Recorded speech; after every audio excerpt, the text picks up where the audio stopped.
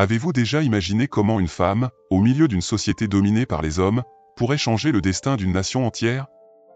Déborah a fait exactement cela, sans épée en main ni puissante armée derrière elle. Elle a dirigé avec foi et une vision claire, prouvant que Dieu utilise les improbables pour réaliser l'impossible. Sous-estimons-nous ce que Dieu peut faire dans nos vies? Peut-être vous demandez-vous s'il est possible de changer votre destin, surtout lorsque tout semble perdu. Déborah montre que oui, c'est possible, et le même Dieu qui l'a utilisé pour libérer Israël est prêt à vous utiliser. Restez avec moi et découvrez comment votre vie peut être transformée lorsque vous comprenez votre véritable appel. Déborah était une femme courageuse et sage, élevée par Dieu à un moment où les Israélites faisaient face à une oppression sévère. Le règne du roi Jabin de Canaan et son cruel commandant militaire, Sisera, apportaient peur et désespoir au peuple de Dieu. Imaginez vivre à une époque où votre peuple était constamment pressé par une armée ennemie avec 900 chars de fer, une force militaire incomparable. Pourtant, au milieu de tout cela, Déborah s'est distinguée comme prophétesse et juge, une dirigeante pleine de discernement et d'audace. Assise sous le palmier, où elle avait l'habitude de juger les disputes et de fournir une orientation spirituelle, Déborah montrait un profond sens des responsabilités et du leadership. Il n'était pas courant pour une femme d'avoir ce type d'autorité à l'époque, mais Déborah était différente. Elle avait une connexion intime avec Dieu et son peuple faisait confiance à ses paroles. Cela nous amène à réfléchir, sommes-nous prêts à prendre une position de leadership lorsque Dieu nous appelle? Écoutons-nous la voix de Dieu de la même manière que Déborah, ou sommes-nous trop occupés par nos propres préoccupations? Lorsque Dieu a appelé Déborah à guider le peuple en un moment si critique, elle n'a pas hésité. Sa confiance ne reposait pas sur ses propres capacités ni sur la taille de son armée, mais sur le Dieu qui la guidait. Et cette confiance a fait toute la différence. Combien de fois, dans nos vies, faisons-nous face à des batailles qui semblent impossibles à gagner? Déborah nous enseigne qu'il ne s'agit pas de ce que nous avons en main, mais de qui est à nos côtés. Cette foi inébranlable est quelque chose que nous pouvons appliquer quotidiennement, même dans les plus petites décisions. Déborah ne faisait pas que juger et prophétiser, elle savait aussi quand agir. Lorsque le Seigneur lui a ordonné d'appeler Barak pour affronter Sisera, elle n'a pas hésité. Barak était un vaillant guerrier, mais même lui avait besoin de l'orientation de Déborah. Qu'est-ce que cela nous enseigne? Que le leadership spirituel ne dépend pas de la force physique, mais d'une connexion réelle avec Dieu. Avez-vous déjà pensé à ce que votre vie serait si vous cherchiez davantage la direction divine que les solutions humaines? Même face au danger imminent, Déborah est restée ferme dans sa foi. Alors que beaucoup auraient regardé les 900 chars de fer avec désespoir, Déborah a regardé vers Dieu. Cela nous fait réfléchir à nos propres défis. Quels sont les chars de fer que vous avez affrontés? Qu'est-ce qui semble infranchissable dans votre vie aujourd'hui? Tout comme Déborah a fait confiance au plan divin, nous sommes appelés à remettre nos peurs et nos incertitudes entre les mains de Dieu, sachant qu'il a le contrôle de tout. Le leadership de Déborah est un puissant rappel que Dieu peut utiliser n'importe qui, dans n'importe quelle circonstance, pour accomplir de grandes choses. Peu importe si vous vous sentez qualifié ou non, l'appel de Dieu s'accompagne de la capacité nécessaire.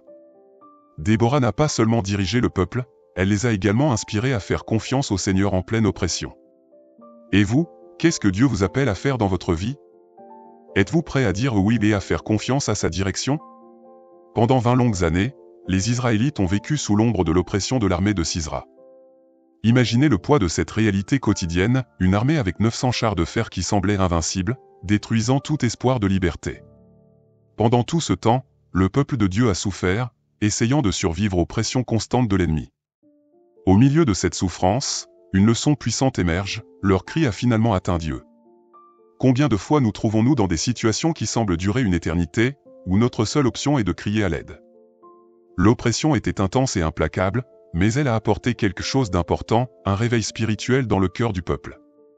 Ce n'est que lorsque toutes leurs forces humaines se sont épuisées que les Israélites ont tourné leurs yeux vers le Seigneur. Cela nous enseigne quelque chose de profond sur nos propres vies.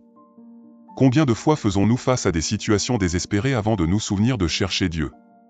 C'est comme si, à notre limite, Dieu nous rappelait qu'il est là, attendant d'intervenir. Avez-vous déjà vécu des moments où vous n'avez trouvé la paix qu'après avoir crié à Dieu? Et c'est précisément ce cri qui a déclenché l'intervention divine. Lorsque les Israélites se sont enfin tournés vers le Seigneur, il a répondu par un leadership improbable, Déborah. Dieu entend toujours le cri de son peuple, même lorsque le silence semble durer des années. Tout comme il a entendu le cri des Israélites après 20 ans d'oppression, il entend aussi nos prières, même dans les situations les plus difficiles. C'est un rappel que le temps de Dieu n'est pas le nôtre, mais sa réponse arrive toujours au bon moment. Avez-vous déjà ressenti cette réponse divine dans votre vie? L'histoire des Israélites nous montre que la souffrance peut nous ramener sur le chemin de Dieu. Au cours de ces 20 années d'oppression, ils se sont éloignés, peut-être en essayant de résoudre les choses par eux-mêmes, mais, à la fin, ils ont réalisé que la véritable aide ne pouvait venir que de Dieu. Cela se reflète dans nos vies de manière si réelle. Souvent, nous essayons de porter nos fardeaux seuls jusqu'à ce qu'ils deviennent insupportables. Ce n'est qu'alors que nous réalisons que nous devons tout remettre à Dieu. Que essayez-vous de résoudre seul aujourd'hui que vous pourriez confier entre ses mains? Déborah a été la réponse aux cris d'un peuple fatigué et opprimé. Dieu a utilisé cette prophétesse pour montrer que, même au milieu de l'adversité, il n'abandonne jamais ses enfants. Son intervention vient toujours, et elle apporte avec elle la restauration et la liberté. Dans nos vies, souvent, Dieu utilise des personnes pour nous aider quand nous sommes au plus bas. Il soulève des amis, des dirigeants, voire des étrangers pour nous ramener sur le chemin de l'espoir.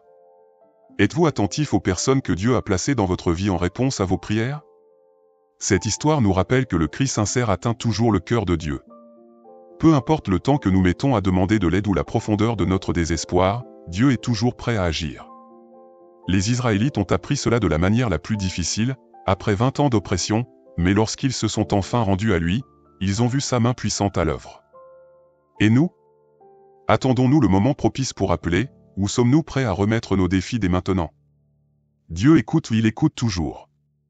Si ce contenu vous plaît, n'oubliez pas de laisser un j'aime et de vous abonner à la chaîne, car cela aide YouTube à comprendre que ce message a de la valeur, et ainsi il le montre à plus de personnes qui ont besoin d'entendre la parole de Dieu. Le plan de Dieu pour la libération d'Israël a commencé par un message clair à Déborah. Elle a reçu des instructions divines pour convoquer Barak, un chef militaire choisi par Dieu pour cette mission spécifique. La tâche n'était pas facile, rassembler 10 000 hommes et affronter l'armée de Sisera, une force militaire qui possédait les redoutés 900 chars de fer. Mais le plan de Dieu ne dépend jamais des chiffres ni de la force humaine, mais de sa souveraineté. Combien de fois, dans nos vies, nous sentons-nous défiés par une mission qui semble impossible à nos yeux? Barak a entendu l'appel, mais comme beaucoup d'entre nous, il a ressenti le poids de la responsabilité et la peur de l'échec. Bien qu'étant un chef militaire expérimenté, il a hésité et demandé à Déborah de l'accompagner dans la mission. Cela nous montre que même les leaders les plus courageux ont besoin d'un soutien spirituel et d'une voix de confiance à leur côté. Dans la vie, nous faisons souvent face à des batailles qui semblent plus grandes que nos forces. Qui sont les Déborah dans nos vies? Qui nous rappellent que, avec Dieu, la victoire est assurée? Le mont Tabor a été choisi comme lieu de la bataille. Là, Barak, sous la direction spirituelle de Déborah, rassemblerait ses 10 000 hommes. Cela semble une mission audacieuse, mais la présence de Dieu était avec eux. Lorsque nous regardons cette scène, c'est comme si nous pouvions voir la confiance de Déborah en Dieu se transférer à Barak. Elle savait que la victoire était garantie, car la promesse de Dieu ne faillit jamais. De même, dans nos batailles personnelles, devons-nous nous rappeler des promesses que Dieu nous a déjà faites? Est-ce que nous faisons suffisamment confiance? Le soutien de Déborah a été essentiel pour Barak. Elle ne l'a pas seulement accompagné, mais a été un rappel constant que Dieu était aux commandes. Elle a assuré à Barak que Dieu livrerait Sisera entre les mains d'Israël. Cela nous enseigne quelque chose de précieux, la présence de leaders spirituels qui marchent avec nous dans nos parcours peut être le facteur décisif entre le doute et la foi. Qui marche avec vous dans vos batailles? Avez-vous déjà remercié Dieu pour ces personnes qui vous aident à voir au-delà de la peur? La mission de Barak n'était pas seulement une tâche militaire, c'était une mission divine. Il était là non seulement pour remporter une bataille, mais pour accomplir un plus grand plan de Dieu. Lorsque nous comprenons que nos luttes quotidiennes font partie d'un plan plus vaste, nous pouvons affronter les défis avec une nouvelle perspective. Barak a dû apprendre cela, et nous aussi. Voyons-nous nos difficultés comme faisant partie du plan de Dieu pour nous renforcer et nous enseigner quelque chose de plus profond? La promesse de victoire était claire, mais Barak devait agir avec foi. Tout comme lui, nous sommes également appelés à faire confiance au plan de Dieu, même lorsque nous ne voyons pas le chemin complet devant nous. La bataille n'avait pas encore été livrée, mais la promesse de Dieu était déjà scellée. Et ainsi en est-il dans nos vies. Dieu a déjà préparé la victoire, mais nous devons faire le pas de foi. Qu'est-ce qui vous empêche de faire ce pas aujourd'hui? L'histoire de Barak nous défie d'agir avec confiance, sachant que Dieu ne manque jamais d'accomplir ses promesses. La victoire d'Israël sur Sisera a été marquée par une intervention divine spectaculaire. Alors que tout semblait mener à une bataille difficile et inégale, Dieu est intervenu d'une manière que personne n'aurait pu prévoir. Le Seigneur a fait déborder la rivière de Kison, et ce qui aurait dû être un champ de bataille ordinaire s'est transformé en un véritable bourbier. Les chars de fer, qui étaient la fierté et la force de l'armée de Sisera, sont devenus complètement inutilisables. Une fois de plus, Dieu a montré que sa manière d'agir dépasse la compréhension humaine. Combien de fois avons-nous été confrontés à des situations où tout semblait perdu, mais où Dieu, de manière miraculeuse, a renversé la situation? Cette intervention nous enseigne que Dieu a toujours une stratégie préparée, même lorsque les ressources humaines semblent insuffisantes. Ce qui, pour Sisera et son armée, était un avantage incontestable, leur char de fer est devenu leur plus grande faiblesse face à l'action de Dieu. Cela nous fait réfléchir, qu'est-ce qui, dans nos vies, semble insurmontable? Qu'est-ce qui paraît être une barrière infranchissable? Tout comme Dieu a rendu inutiles les chars de Sisera, il peut neutraliser tout obstacle qui se dresse contre nous, transformant la faiblesse en victoire. Sommes-nous prêts à faire confiance qu'il a la solution, même lorsque nous ne la voyons pas? Barak, qui avait montré de l'incertitude auparavant, dirigeait maintenant une armée animée par la force divine. Les Israélites ont avancé avec courage, mais ils savaient qu'ils n'étaient pas seuls. La victoire que Dieu leur a accordée a été un rappel que, lorsqu'il est aux commandes, les probabilités humaines perdent leur sens. Bien souvent, Dieu nous place dans des situations où notre seule option est de lui faire entièrement confiance. Barak et les Israélites savaient que la bataille ne serait pas gagnée par leur propre force, mais par la puissance de Dieu. Combien de fois avons-nous tenté de mener nos batailles seuls, oubliant de remettre le contrôle à Dieu?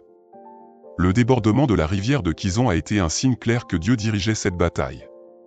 Il contrôlait la nature, les éléments et le destin des hommes. Ce qui semblait impossible s'est produit sous les yeux de tous, les chars de fer de Sisera, qui étaient redoutés depuis tant d'années, ont été paralysés par la boue. Cela nous rappelle que, aussi difficiles que soient les circonstances, Dieu a toujours le contrôle. Il ne nous défend pas seulement, mais il peut aussi utiliser les situations les plus adverses pour nous accorder la victoire. Avez-vous déjà réfléchi à la manière dont Dieu peut transformer les défis que vous affrontez en opportunités pour sa gloire? La victoire fut totale. Les Israélites, dirigés par Barak, ont vaincu l'armée de Sisera avec l'aide de Dieu. Ce qui semblait être une bataille impossible est devenu une victoire inoubliable. Cet événement n'a pas seulement apporté un soulagement au peuple d'Israël, mais a également renouvelé leur foi en Dieu. L'intervention divine non seulement libère, mais renforce aussi notre confiance en lui. En regardant cette histoire, nous voyons un Dieu qui agit au bon moment, de la bonne manière, pour accomplir son dessein. Quelle victoire dans votre vie pouvez-vous attribuer à l'intervention divine? Enfin, ce que nous apprenons de cette victoire, c'est que Dieu ne nous abandonne jamais dans les batailles de la vie. Il est toujours prêt à intervenir lorsque nous crions à lui. La victoire sur Sisera n'était pas seulement une conquête militaire, mais un témoignage vivant de la puissance de Dieu. Ce qui semblait être la plus grande faiblesse de l'armée d'Israël, son infériorité militaire, a été surmontée par la force d'un Dieu qui ne faillit jamais. Que cette histoire soit un rappel constant pour nous, lorsque Dieu est aux commandes, il n'y a pas de bataille qu'il ne puisse gagner. Quelle est la bataille que vous affrontez aujourd'hui, et l'avez-vous déjà remise entre les mains de Dieu? Sisera, le redoutable commandant de l'armée de Jabin, s'est enfui à pied après la défaite humiliante sur le champ de bataille. Lui, qui autrefois dirigeait fièrement ses 900 chars de fer, fuyait maintenant dans le désespoir, cherchant désespérément un refuge. Dans sa fuite, il trouva abri dans la tente de Jaël, une femme apparemment inoffensive. Il croyait être en sécurité là-bas, loin de la portée de ses ennemis. Mais ce qu'il ignorait, c'est que Jaël serait l'instrument de Dieu pour apporter le dénouement final à sa vie. Combien de fois cherchons-nous refuge dans des endroits qui semblent sûrs, mais qui sont en réalité des pièges sur notre chemin? Jaël, la femme de Héber, le Kénien, a agi avec astuce. Elle a offert à Sisera un endroit pour se reposer, lui a donné du lait et l'a couvert d'un manteau, le faisant croire qu'il était en sécurité.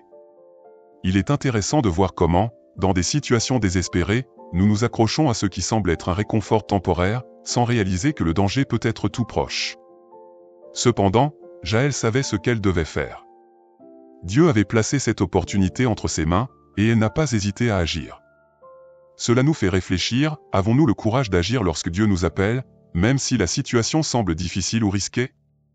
Pendant que Sisera dormait profondément, croyant être en sécurité, Jaël prit un pieu et un marteau, et d'un coup décisif, enfonça le pieu dans sa tête.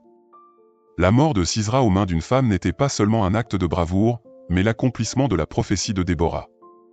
Elle avait dit à Barak que l'honneur de la victoire ne serait pas pour lui, mais pour une femme. Jaël, sans être sur le champ de bataille, fut celle qui porta le coup final. Cela nous rappelle que Dieu utilise des personnes et des circonstances improbables pour accomplir ses desseins. Vous êtes-vous déjà surpris à voir Dieu utiliser une situation ou une personne que vous n'auriez jamais imaginée? La mort de Sisera marqua la fin d'une ère d'oppression pour Israël. Dieu non seulement assura la victoire militaire par l'intermédiaire de Barak et Déborah, mais livra également le commandant même de l'armée ennemie entre les mains d'une simple femme. Cela nous enseigne qu'importe notre position, notre statut ou nos ressources, Dieu peut nous utiliser de manière puissante lorsque nous faisons confiance à sa direction. Combien de fois sous-estimons-nous ce que Dieu peut faire dans nos vies parce que nous pensons ne pas avoir les qualifications nécessaires? Jaël nous montre qu'avec Dieu, même l'improbable peut devenir une pièce maîtresse de la victoire. Le pieu enfoncé dans la tête de Sisera symbolise la fin du pouvoir qu'il exerçait sur Israël. C'était le coup final, la concrétisation d'une prophétie et la certitude que Dieu tient toujours ses promesses.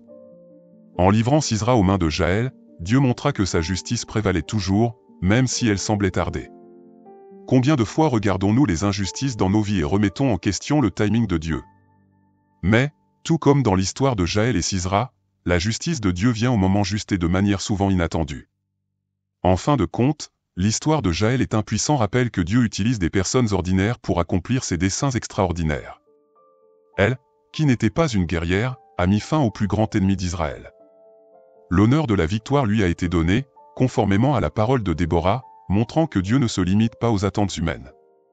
Il choisit et équipe ceux qui sont prêts à agir. Que cette histoire nous inspire à ne jamais sous-estimer ce que Dieu peut faire à travers nous, même dans les situations les plus improbables. Quel est le défi que vous affrontez aujourd'hui, et comment Dieu peut-il vous appeler à agir de manière courageuse et inattendue? Maintenant que vous connaissez l'histoire de Déborah et comment elle, contre toute attente, a changé le destin d'une nation, la question est, que ferez-vous de cela? Êtes-vous prêt à laisser Dieu vous utiliser, tout comme il a utilisé Déborah? Peut-être attendez-vous l'opportunité idéale, le moment parfait, mais que faire si ce moment est maintenant? Et si le changement que vous désirez tant attendait simplement votre action? Pensez à votre vie. Qu'est-ce qui vous retient? Quelles excuses avez-vous données pour ne pas prendre votre place? Tout comme Déborah, vous pouvez aussi être la clé d'une grande transformation. La question est, allez-vous agir ou continuer à attendre? Si ce message vous a touché, n'oubliez pas de le partager avec d'autres. Laissez un j'aime, abonnez-vous à la chaîne et activez les notifications pour continuer à apprendre comment Dieu peut vous utiliser de manière puissante. Que Dieu vous bénisse, et à la prochaine fois.